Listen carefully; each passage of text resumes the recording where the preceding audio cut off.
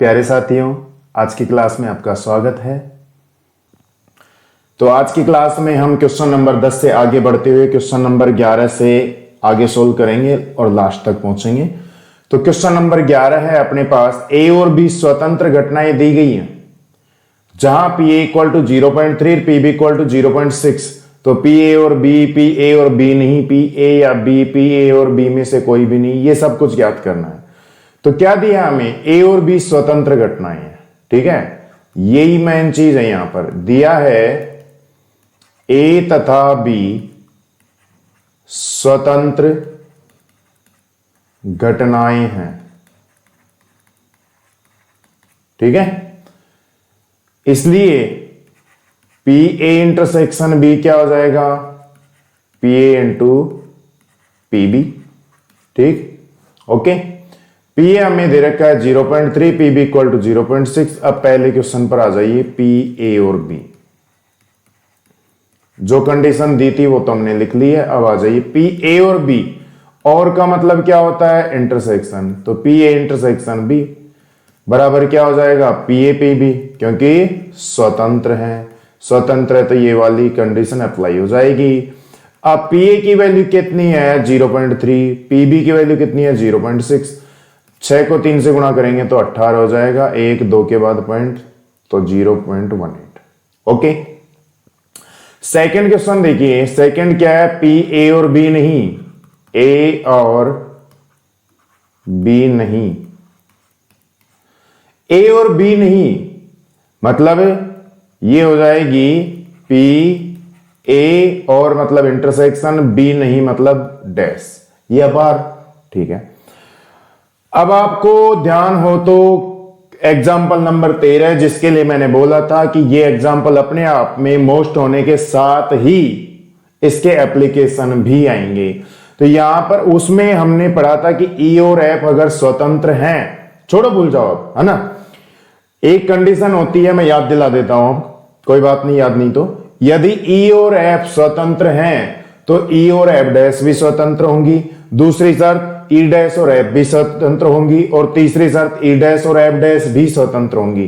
तो ए और बी अगर स्वतंत्र हैं तो ए और बी डैश भी स्वतंत्र होंगी। ठीक है, तो चूंकि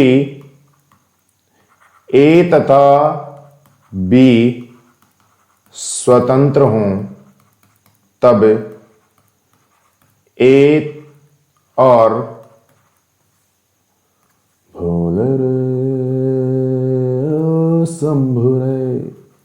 ए और बी डैश भी स्वतंत्र होंगी। तो ये क्या हो जाएगा, P A into P B dash.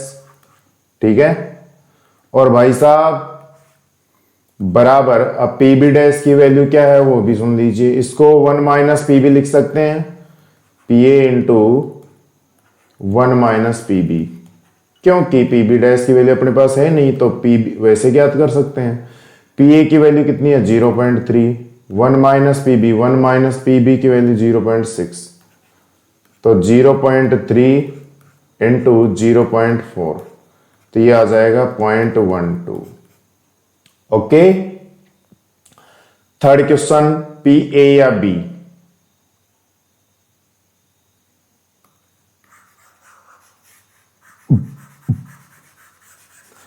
सोलह बरस की बाली उम्र को सलाम, प्यार तेरी पहली नजर को सलाम। पी ए या बी मतलब है पी ए यूनियन बी, या का मतलब यूनियन, और इसको क्या लिखेंगे, P A plus P B minus P A intersection B. ठीक है, अब पी ए क्या कह रहा है, स्वतंत्र हैं, तो P A plus P B minus P A intersection B को क्या लिख सकते हैं, P A into P B. Okay, स्वतंत्र है तो ये लिख ही सकते हैं। अब पी ए की वैल्यू 0.3, पी बी की value 0.6 minus P A into P B 0.3 into 0.6, तो ये तो हो जाएगी 0.9 माइनस 0.18, तो भाई 90 में से 18 जाएगा तो 72.72। ओके। फोर्थ, पी ए और बी में से कोई भी नहीं, मतलब न तो ए और न बी, तो इसको मैं लिख देता हूं ए डैश या बार इंटरसेक्शन बी बार। ठीक है, कभी डैश से कर लो, कभी बार से कर लो, जैसे भी आपकी मर्जी। और द मॉर्गन नियम से क्या लिख सकते हैं भाई, इसको लैंग्वेज के रूप में मैंने नहीं लिखा, जगह की कमी है। द मॉर्गन नियम से इसको क्या लिख सकते हैं, ए यूनियन बी का डैश। ठीक, अब ए यूनियन बी का डैश को 1 minus P A union B लिख सकते हैं। ठीक, या तो ऐसे कर लो, है ना, तो 1 माइनस 0.72 इक्वल टू 0.28 आ जाएगा। ठीक है, और इसी का अगर मेथड सेकंड अप्लाई करो, इसी का, तो P यहां कर लेते हैं हम मेथड सेकंड, फोर्थ क्वेश्चन का ही कर रहे हैं, इसके फोर्थ पार्ट का ही। तो P A bar intersection B बार, तो भाई साहब वही बात कि A और B अगर स्वतंत्र हैं तो A बार और B बार भी तो होती हैं, तो PA बार इंटू PB बार, ये भी लिख सकते हैं। PA बार 1 माइनस PA, है ना, और PB बार 1 माइनस PB। 1 माइनस PA मतलब 1 माइनस 0.3 और PB 1 माइनस 0.6, तो आ जाएगी 0.7 इंटू 0.4, तो इससे भी आ जाएगा 0.28। कैसे भी कर लो, ये था आपका question number 11। Okay, question number 12 है, एक पासे को 3 बार उछाला जाता है तो कम से कम एक बार विषम संख्या प्राप्त होने की प्रायिकता ज्ञात कीजिए। देखिए, ये एग्जाम्पल नंबर 14 वाला आ गया एप्लीकेशन। आपको इसके बारे में बताया था कि ये एग्जाम्पल आने के साथ साथ आपको क्या आना चाहिए, इसका एप्लीकेशन भी आना चाहिए। कोई बात नहीं, मैं याद दिला रहा हूं क्या था। किसी भी घटना के कम से कम एक बार घटित होने की प्रायिकता बराबर 1 माइनस किसी भी बार घटित न होने की प्रायिकता, ये सूत्र लिखवाया था। और वो क्वेश्चन ये था 14वां कि ए या बी में से न्यूनतम एक घटना के घटित होने की प्रायिकता equal to 1 minus P A bar into P B bar. तो भाई बात यह है कि कम से कम एक बार, अब कम से कम एक बार को घटित होना कैसे ज्ञात कर सकते हैं, उसके साथ मैंने एक एग्जांपल भी बताया था और बाकायदा आपको कहा था, और फिर से मैं दोहरा देता हूं उस बात को कि कम से कम का मतलब यहां पर यह है कि एक बार तो घटित हुई, 2 बार 3 बार पता नहीं, है ना, 2 बार 3 बार, अब उसको कैसे आप ज्ञात कर सकते हो। ठीक है, तो एक में से, क्योंकि किसी घटना के घटित होने और घटित न होने की प्रायिकता का योग एक होता है, तो एक में से उसको माइनस कर दीजिए जो घटित हो नहीं होता है। ठीक है ना, कम से कम एक बार घटित होने की सारी, मतलब एक बार तो होता ही है, तो बिल्कुल भी नहीं होता ना, उसको माइनस कर दीजिए। ठीक है, उस वाली प्रायिकता को घटा दीजिए, तो ये सारे आ जाएंगे, एक बार होता है कि 2 बार होता है कि 3 बार। अब कम से कम एक बार विषम संख्या प्राप्त होने की प्रायिकता ज्ञात कर रहे हैं, और वो भी 3 बार उछालने पर।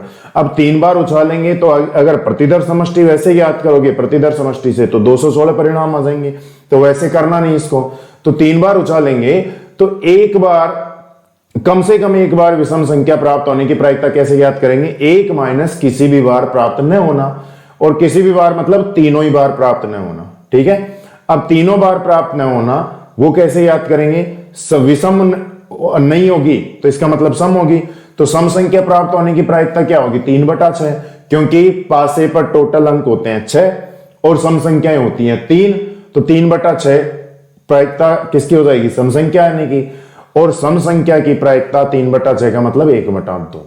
ठीक है, सम संख्या आना मतलब विषम संख्या न आना। ठीक, अब लिखते हैं फिर देखते हैं। ठीक है, तो पासे को उछालने पर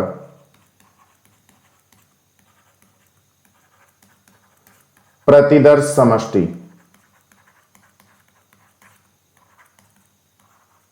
1 2 3 4 5 6, तैनेस अपने पास आ गया 6। सम संख्या की बात करेंगे, ठीक है, क्योंकि कम से कम विषम संख्या, एक बार विषम संख्या मतलब किसी भी बार नहीं आना। अब किसी भी बार नहीं आना इसका मतलब सम संख्या प्राप्त हो रही, विषम संख्या नहीं आने का मतलब सम संख्या ही होना होगा। ठीक है, सम संख्याएं आप ई से व्यक्त कर लो इसको, ई बोले तो इवन नंबर्स, वैसे तो किसी किसी भी कर सकते हो। 2 4 6, तो यानी कितना हो गया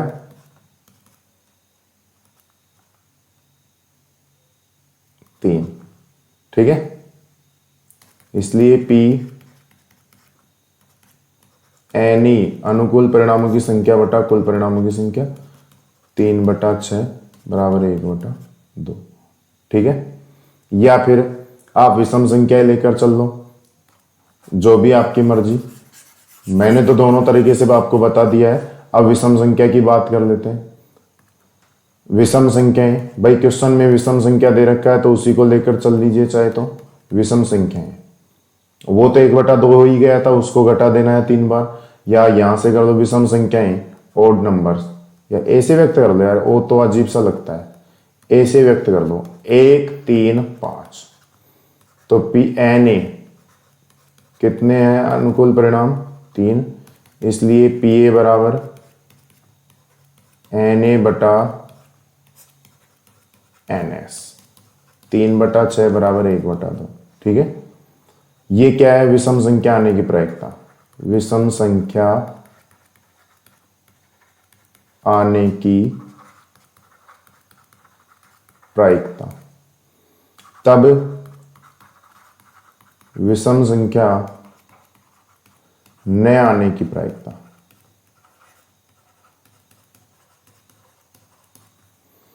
पी ए डैश क्या होगा? 1 माइनस पी ए, तो 1 माइनस 1/2, तो ये हो जाएगा 1/2। ठीक है, तो क्या कम से कम एक बार विषम संख्या प्राप्त होने की प्रायिकता, प्राप्त होने की प्रायिकता कैसे ज्ञात करेंगे? बराबर 1 माइनस किसी भी बार प्राप्त न होने की प्रायिकता। तो 1 माइनस पी ए बार, या पी ए डैश बोलो, जो भी बोलो। तो 1 माइनस 1/2, 1/2, 1/2, 1 माइनस 1/8, तो यह आ जाएगा 7/8। ओके, ये था आपका क्वेश्चन नंबर 12। क्वेश्चन नंबर 13 देखो, 2 गेंद एक बॉक्स से बिना प्रतिस्थापित किए निकाली जाती हैं। बॉक्स में 10 काली और 8 लाल गेंद हैं, तो प्रायिकता ज्ञात कीजिए कि दोनों गेंद लाल हो, प्रथम काली और दूसरी लाल हो, एक काली तथा दूसरी लाल हो। ठीक है, तो पहली बात तो भाई ये जो क्वेश्चन का सॉल्यूशन दे रखा है बुक में, वो प्रतिस्थापन सहित है, बिना प्रतिस्थापित के नहीं है। ठीक है, पहली बात तो ये बिना को काटिए, बिना से भी कर लेंगे, है ना, बिना से भी करेंगे। ठीक है, क्वेश्चन को पूरा देखना। तो बिना को आप हटा दीजिए थोड़ी देर और प्रतिस्थापन सहित लगाइए। ठीक है, प्रतिस्थापन सहित है। ओके, बिना को यहां से काट दीजिए। ओके, अब करते हैं, 2 गेंद एक बॉक्स से प्रतिस्थापित सहित निकाली जाती हैं। ठीक है, प्रतिस्थापन सहित निकाली जाती हैं। बॉक्स में देखो, बॉक्स में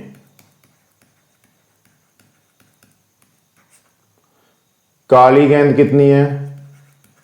काली गेंद, जिनको बी से व्यक्त कर सकते हो, ब्लैक, 10। और लाल गेंद कितनी है? रेड से व्यक्त, आर से व्यक्त कर सकते हो, आर बोले तो रेड, 8। तो कुल गेंद कितनी हो गई? 10 + 8 बराबर 18। ठीक है, तो प्रायिकता ज्ञात कीजिए दोनों गेंद लाल हैं। पहला क्वेश्चन, दोनों गेंद लाल हैं। ठीक है, मतलब पी आर आर, तो पी आर, और इसको लिख सकते हैं पी आर बटा आर। तो पहली गेंद के लाल होने की प्रायिकता क्या है? लाल कितनी है? 8, और टोटल कितनी है? 18। ठीक है, और दूसरी गेंद देखो, क्वेश्चन कैसे कर रहे हैं? प्रतिस्थापन सहित, मतलब जो गेंद हमने निकाली वो वापस से डाल रहे हैं, तो भाई एक गेंद जैसे निकाल ली थी, 7 रह गई थी लाल, और वापस से डाल दी तो वापस से 8 हो गई, और कुल एक गेंद निकालने के बाद 17 रह गई थी, तो वापस डालने के बाद 18 हो गई, तो ये भी 8/18 हो जाएंगे। ठीक है, PRR का मतलब देखो, पहली गेंद लाल और दूसरी गेंद लाल, जब पहली गेंद लाल है, वही प्रायिकता का गुणन नियम ही काम कर रहा है। ठीक है, अब इनको कैलकुलेट कर लीजिए, ये 2 से 4 बार और ये 2 से 9 बार, ये भी 4 बार, ये भी 9 बार, तो 4 चौक 16/81, ये आ जाएगा पहले क्वेश्चन का आंसर। ठीक है, दूसरा देखिए, दूसरा पार्ट क्या है, प्रथम काली और दूसरी लाल हो, P प्रथम काली और दूसरी लाल। ठीक है, तो इसका मतलब है P काली मतलब BR, तो इसको क्या लिख सकते हैं, PB और PR/B। तो PB पहली काली होने की प्रायिकता, काली कितनी है 10, टोटल कितनी है 18, तो 10/18। ठीक है, और दूसरी लाल, लाल कितनी है 8, टोटल कितनी है 18। कर रहे हैं हम प्रतिस्थापन सही थी कर रहे हैं क्वेश्चन को। ठीक है ना, तो देखिए ये 2 से 5 बार, 2 से 9 बार, 2 से 4 बार, 2 से 9 बार, तो 20/81 आ जाएगा। ठीक है, अब तीसरा है एक काली दूसरी लाल, P एक काली दूसरी लाल। देखो दूसरे और तीसरे क्वेश्चन में थोड़ा सा अंतर है, यहां पर प्रथम काली और दूसरी लाल है, यहां पर एक काली और दूसरी लाल। यहां पर थोड़ा सा अंतर यह है कि इसमें 2 ही गेंद निकाल रहे हैं, जिसमें पहली तो काली और दूसरी लाल है, यहां पर भी 2 ही गेंद निकाल रहे हैं, लेकिन एक काली दूसरी लाल, दोनों में फर्क क्या है कि वहां तो पहली तो काली होगी और दूसरी लाल होगी। ठीक है, जबकि यहां पर क्या है कि पहली काली दूसरी लाल, या फिर यह भी हो सकता है कि पहली लाल दूसरी काली। यहां पर प्रथम काली और दूसरी लाल नहीं कहा, एक काली दूसरी लाल, तो वो एक कोई सी भी हो सकती है, पहली वाली भी हो सकती है और दूसरी वाली भी हो सकती है। ठीक है ना, तो एक तो लाल, मतलब इसमें 2 कंडीशन होंगी, PBR मतलब पहले काली फिर बाद में लाल, प्लस दूसरी कंडीशन ये हो सकती है कि RB मतलब पहले लाल बाद में काली। ठीक है, ये है इसका मतलब। तो पहले काली आने की प्रायिकता 10/18 और लाल की 8/18। ठीक है, प्लस R पहले लाल आने की प्रायिकता, दूसरी कंडीशन लाल कितनी है 8, तो 8/18 और काली आने की प्रायिकता 10/18। तो इसको कैलकुलेट किया ही था अभी, कितना था 10/18, 8/18, 20/81 प्लस 20/81, तो आ जाएगा 40/81। ठीक है, ये तो हो गया आपका इसके सहित, किसके सहित, प्रतिस्थापन सहित। और अगर इसको बिना प्रतिस्थापन के करें, ठीक है, बिना प्रतिस्थापन के करें, तो यहां से इसको मिटा देता हूं मैं, और बिना का ये बाउंड्री हटा देता हूं, मतलब बिना को अब आजाद कर दूं, ये बिना ही है अब। ठीक है, तो इसी क्वेश्चन में एडजस्ट कर सकते हैं इसको, मतलब बिना प्रतिस्थापन किए निकालते हैं, तो यहां पर देखो बिल्कुल से थोड़ा सा ही फर्क होगा बस। अब बात ये हो जाएगी कि गेंदों की संख्या कम ज्यादा हो जाएगी, बाकी तरीका तो वही रहेगा। ठीक है, तो PR पहली गेंद के लाल होने की प्रायिकता कितनी होगी 8/18, और दूसरी गेंद के लाल, जबकि प्रतिस्थापन बिना प्रतिस्थापन के निकाल रहे हैं, मतलब पहली गेंद अगर निकाल ली उसको वापस नहीं डाल रहे हैं। ठीक है ना, तो अब 7 बचेंगी लाल और टोटल बचेंगी 17। इसको आप कैलकुलेट करते रहना, ये आपके में। ठीक है, पहली काली और दूसरी लाल, पहली काली यहां पर भी मिटा देते हैं थोड़ा सा,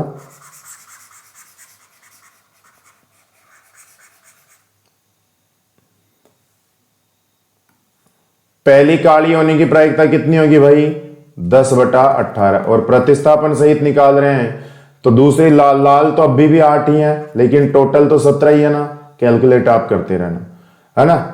एक काली दूसरी लाल, ठीक, भोले रे ओ भोले रे। तो पहली काली होने की प्रायिकता 10/18 और लाल होने की प्रायिकता, जब प्रतिस्थापन सहित निकाल रहे हैं तो लाल तो कितनी है 8 ही है ना, लाल तो 8 है और टोटल 17 है। प्लस पहली लाल 8/18 इंटू बाद में काली, मतलब काली तो अभी भी 10 ही है, बटा 17। इसको कैलकुलेट करते रहना। ओके, ये था आपका क्वेश्चन नंबर 13। आप प्रतिस्थापन सहित करो या बिना प्रतिस्थापन करो, आपकी मर्जी। ठीक है, तरीका आपको दोनों का बता दिया। ओके, क्वेश्चन नंबर 14, एक विशेष समस्या को ए और बी द्वारा स्वतंत्र रूप से हल करने की प्रायिकताएं।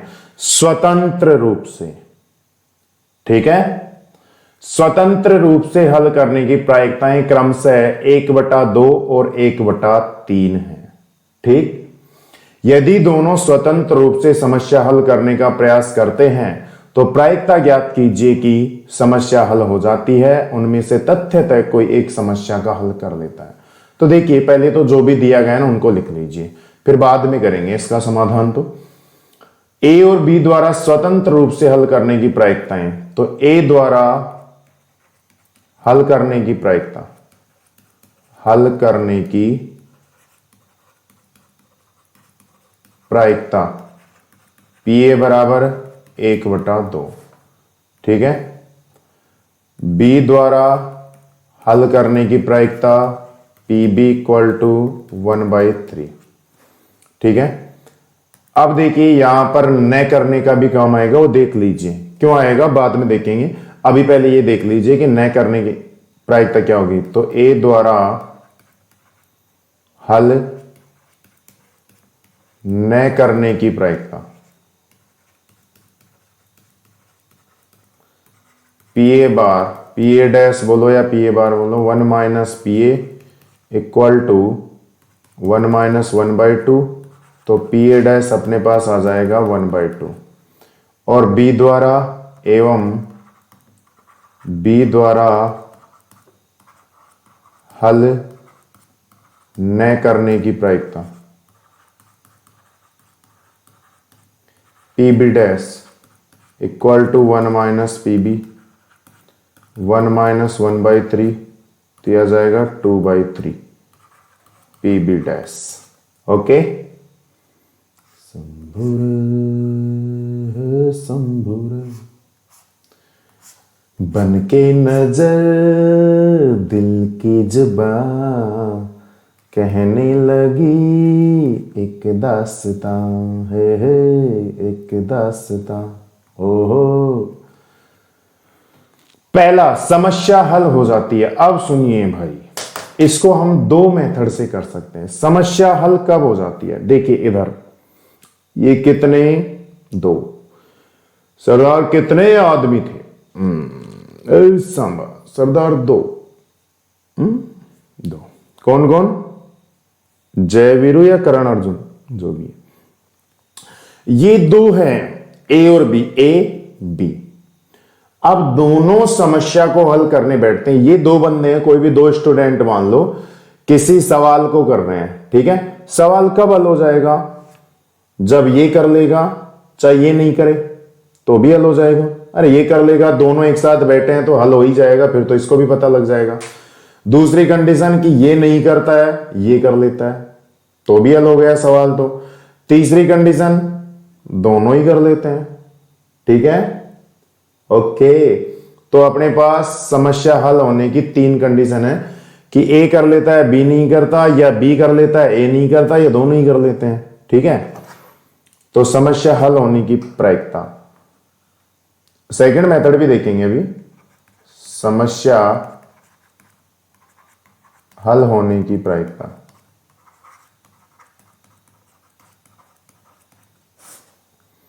बराबर P A P B dash plus P A dash P B.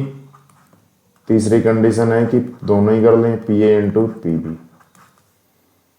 तो P A P B dash, P A 1/2, P B dash 2/3 plus P A dash 1/2, P B 1/3 plus P A into P B 1/2, 1/3।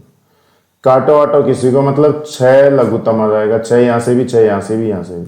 तो 2 + 1 बराबर 4/6 बराबर 2/3। ठीक है। दूसरा method देख लीजिए, method second इसी का। समस्या हल हो जाएगी यदि, इसको ऐसे भी लिख सकते हैं ना, समस्या हल कब हो जाएगी, जब उनमें से कम कोई भी एक समस्या को हल कर लेता है। वही बात है, ए कर लेता है तो भी होगा, चाहिए नहीं करे, ये कर लेता है तो भी होगी, चाहिए नहीं करे, और दोनों कर लेता है तो भी, तो कम से कम एक हो सकता है दोनों भी करे। ठीक है।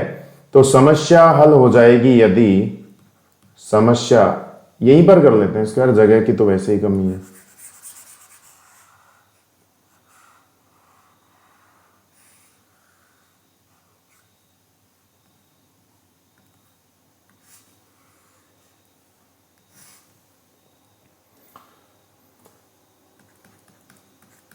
समस्या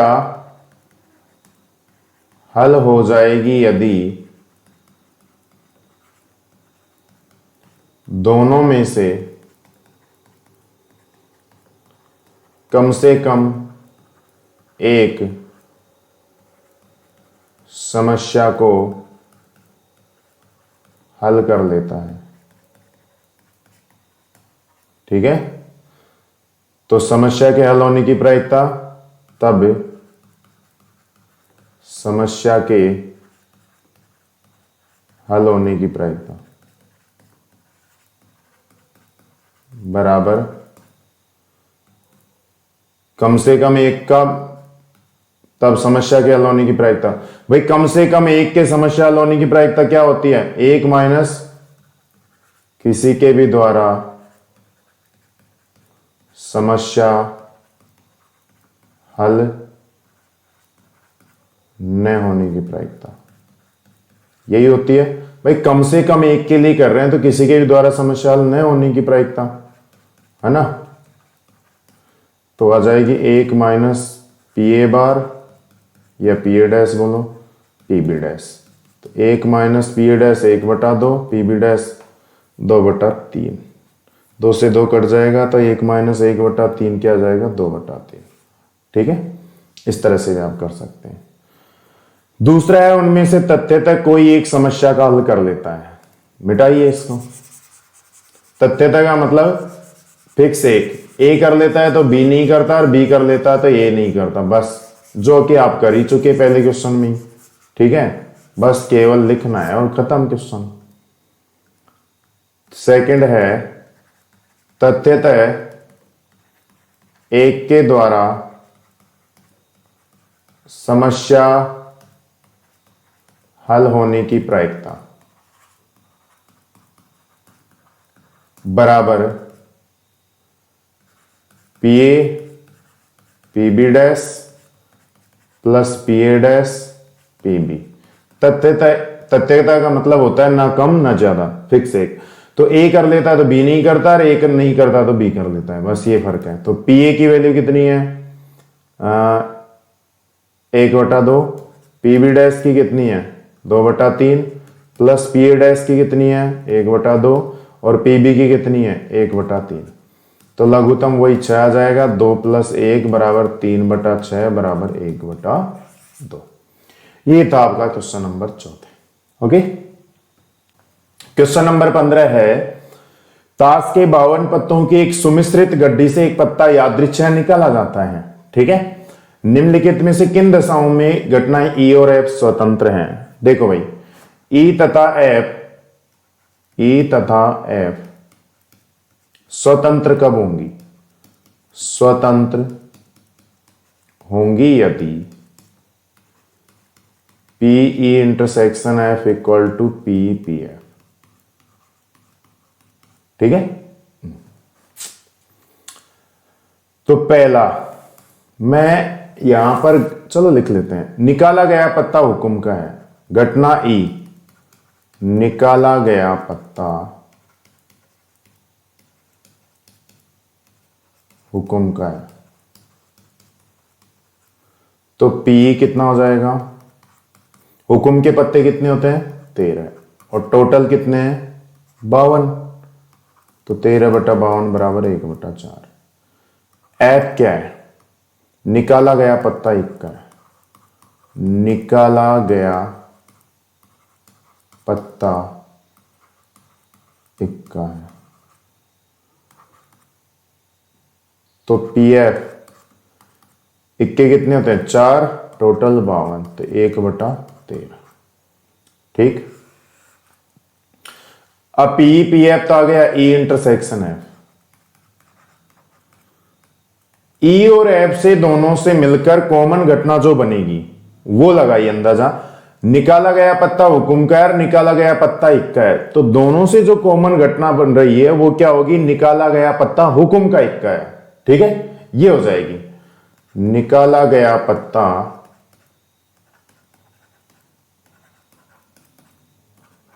हुकुम का इक्का है। तो हुकुम के इक्के कितने होते हैं भाई साहब? एक ही होता है ना, तो P इंटरसेक्शन एफ बराबर क्या हो जाएगा? 1/52। ठीक है। अब PE इंटू पी एफ देख लीजिए, क्या दोनों का मान बराबर है? क्या 1/4 इंटू 1/13 बराबर 1/52। तो ये मान और ये मान बराबर आ रहे हैं, इंप्लाइज दैट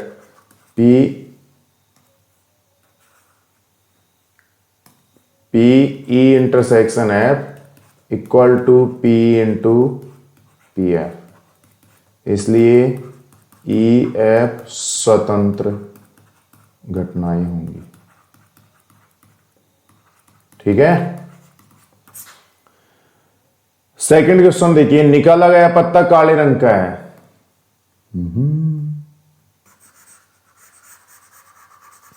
वो पुराने दिन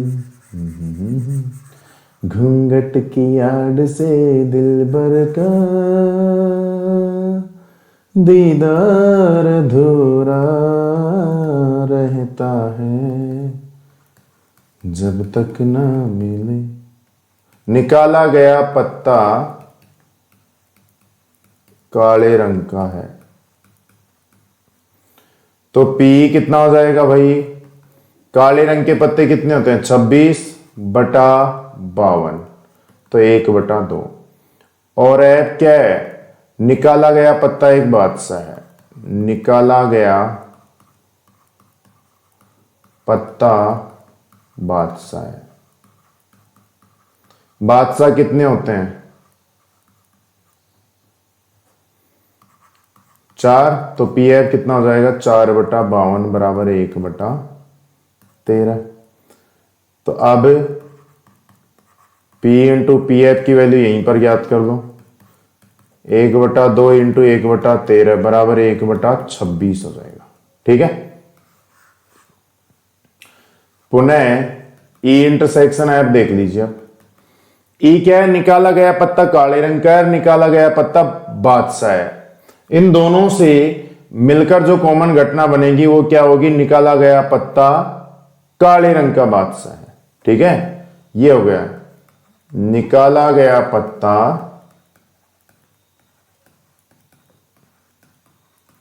काले रंग का बादशाह है। तो काले रंग के बादशाह कितने होते हैं मेरे भाई? P इंटरसेक्शन है बराबर कितना हो जाएगा? काले रंग के बादशाह कितने होते हैं? 2, चिड़ी और हुकुम का, तो 2/52 बराबर 1/26। ठीक है। तो P intersection F implies that P intersection F क्या P इंटू पी एफ के बराबर आ गया? ये भी तो 1/26 ही है, P इंटू पी एफ। ठीक है, इसलिए ई एफ स्वतंत्र होंगी। ओके। तीसरा क्वेश्चन क्या है?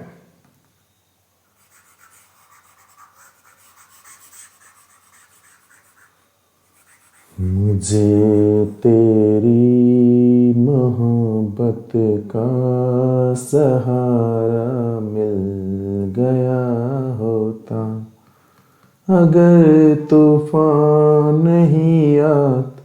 ई निकाला गया पत्ता एक बादशाह या बेगम है, निकाला गया पत्ता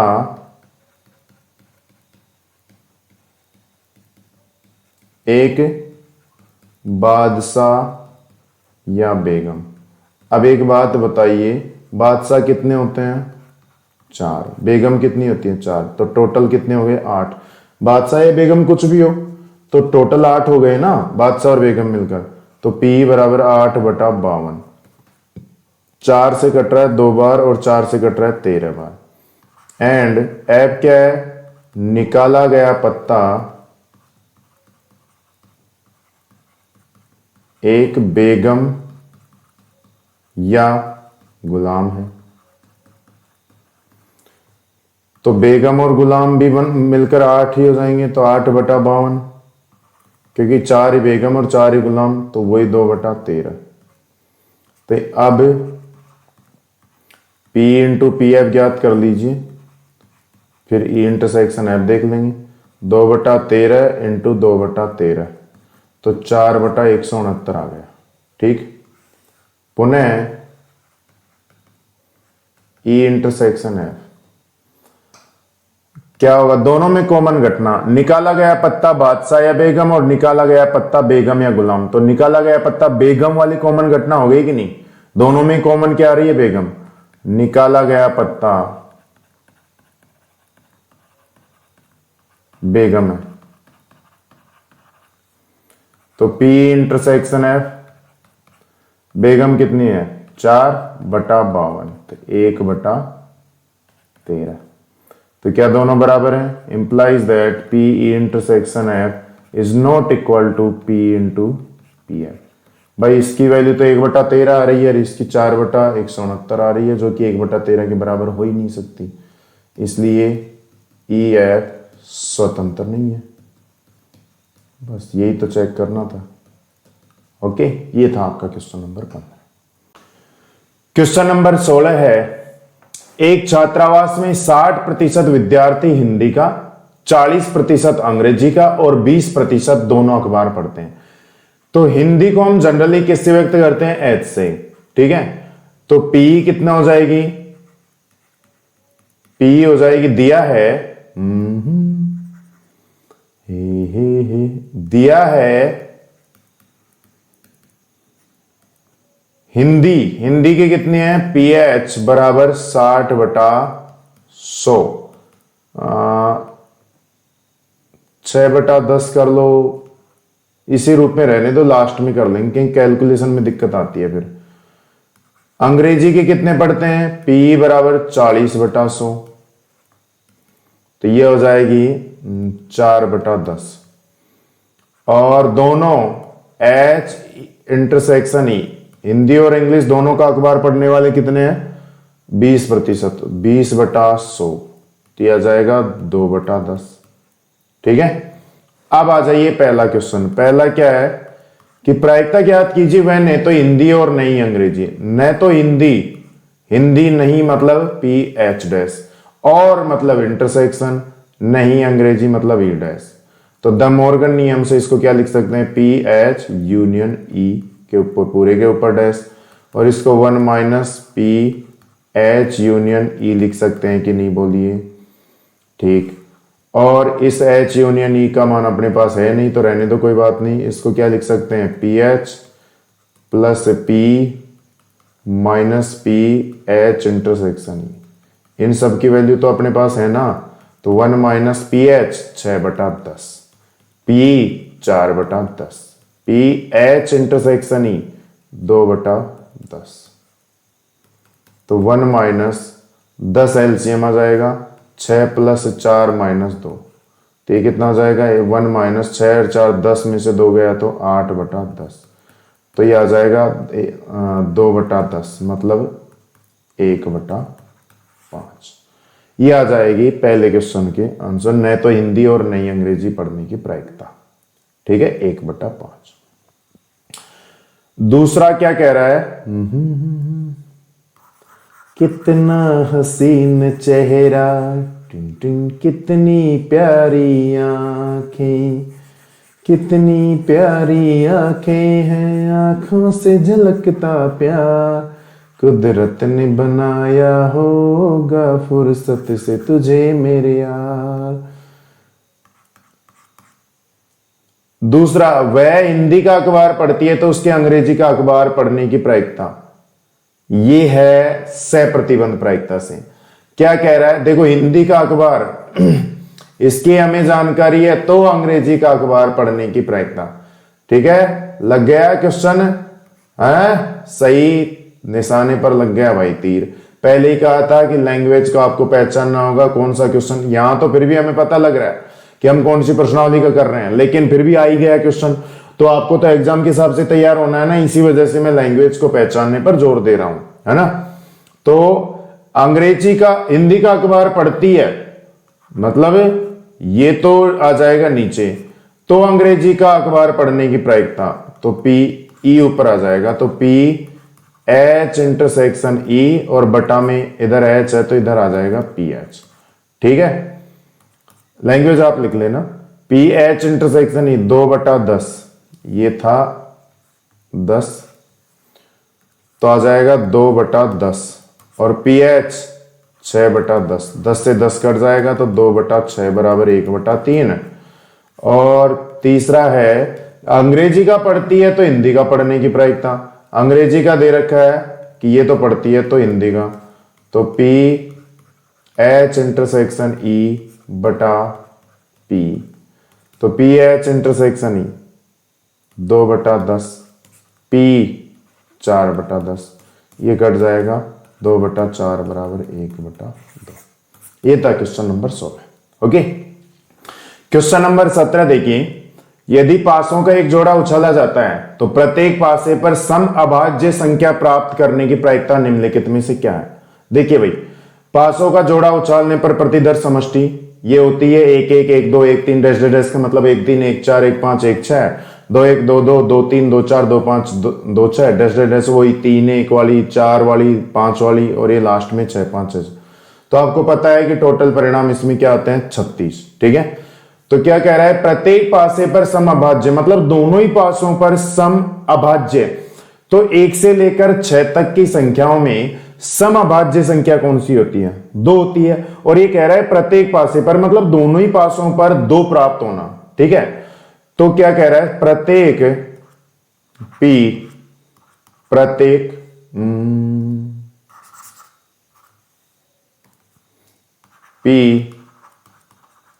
प्रत्येक पासे पर समअभाज्य संख्या बराबर पी 2 2। ये एक ही तो है भाई, एक ही तो ऐसी स्थिति है जिसमें दोनों ही पासों पर 2 2 आ रहा है, दोनों ही पासों पर समअभाज्य संख्या आ रही है। ठीक है, इसके अलावा कोई समअभाज्य संख्या होती ही नहीं है, और कह रहा है दोनों ही पासों पर, मतलब प्रत्येक पासे पर ही समअभाज्य संख्या होनी चाहिए, वो एक ही स्थिति है, तो ये प्रायिकता हो जाएगी 1/36। अनुकूल परिणाम तो 1 और कुल परिणाम यहां पर 36 है, तो 1/36 ये हो जाएगा ऑप्शन नंबर डी। ठीक है, क्वेश्चन नंबर 18 है, दो घटनाओं ए और बी को परस्पर स्वतंत्र कहते हैं यदि। देखो भाई, ए और बी को स्वतंत्र की शर्त क्या होती है, ए तथा बी स्वतंत्र होंगी यदि P A intersection B equal to P A P B. अब यहां पर तो ऐसा कोई ऑप्शन है नहीं है। ठीक है, कोई बात नहीं, या इसको ऐसे भी लिख सकते हैं, इंटरसेक्शन को आप लोगों को बता रखा है कि पी ए बी सीधा भी लिख देते हैं, P A into P B, लेकिन ऑप्शन तो ये भी नहीं है ऐसा कोई ऑप्शन। ठीक है, लेकिन ये तो हम जानते हैं ना, क्योंकि यदि ए तथा बी स्वतंत्र होंगी तब ए डैश बी डैश भी स्वतंत्र होंगी, ये तो हम जानते हैं ना। तो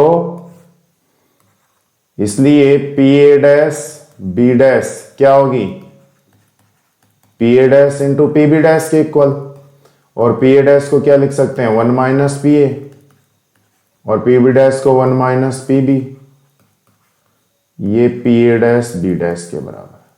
ठीक है, तो कौन सा ऑप्शन हो जाएगा? बी, ये ऑप्शन हो जाएगा। ओके, तो आज की क्लास में इतना ही, मिलते हैं नेक्स्ट क्लास में। जय हिंद, जय भारत।